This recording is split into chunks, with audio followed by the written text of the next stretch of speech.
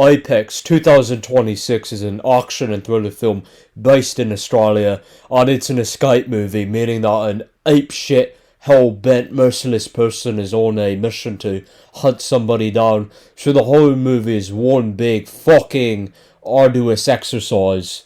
The elephant in the room is that this movie is a protege, a microcosm of the Wolf Creek movies, but watered down.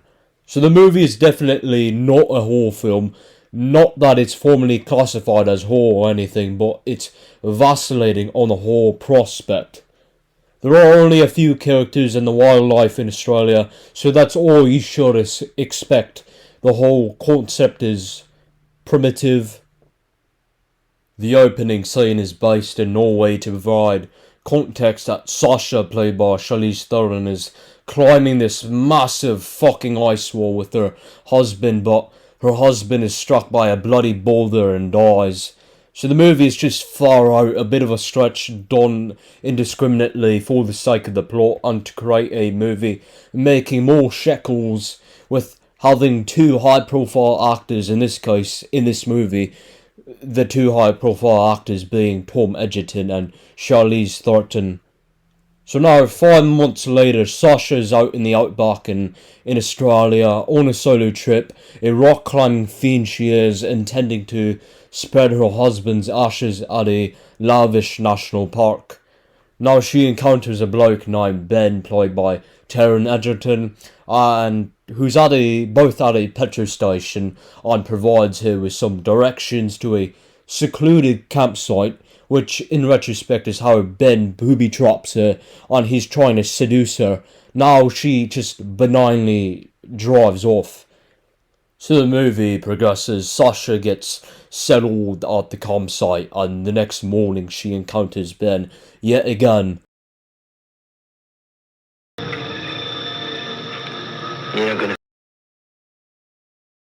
finish your brekkie? Would you like me to wrap it up for you? That's okay.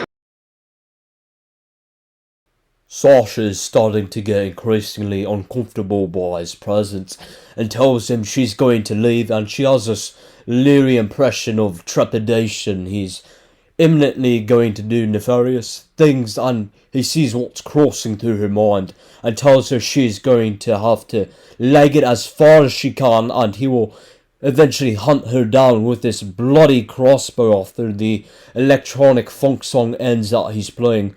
So the movie is one big fucking puerile, arduous workout.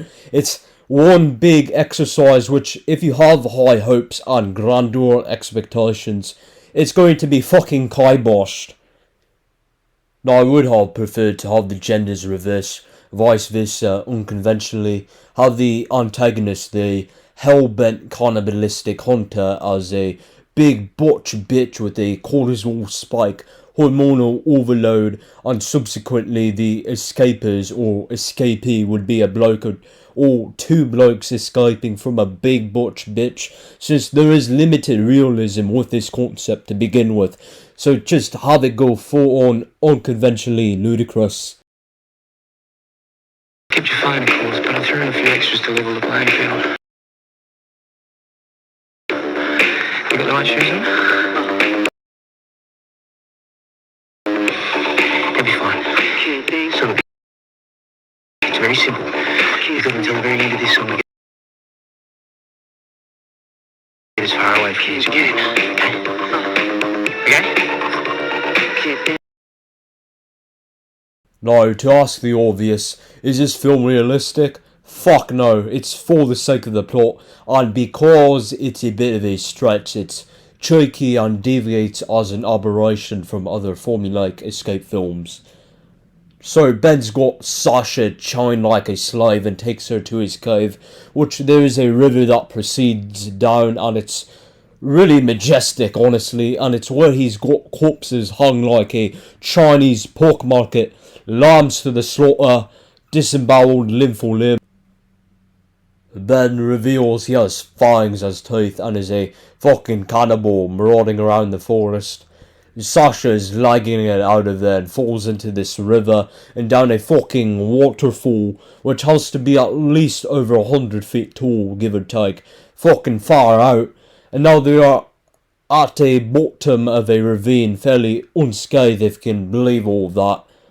So they both inflict harm to each other, but they realise that if they want to survive and climb up the mountain and get off the door of death, they're going to have to get their shit together and work together.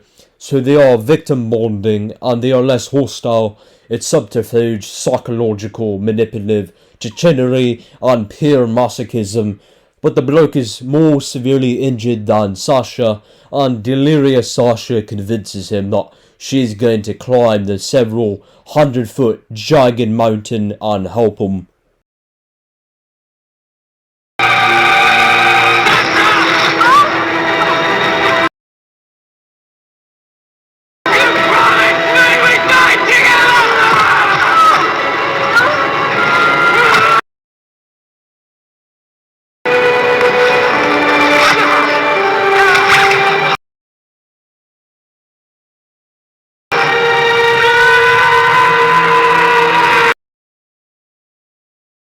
She climbs a mountain whilst being lacerated and maimed, injury, avulsions, and she's emaciated. She hasn't eaten anything, and she's got calluses on her foot.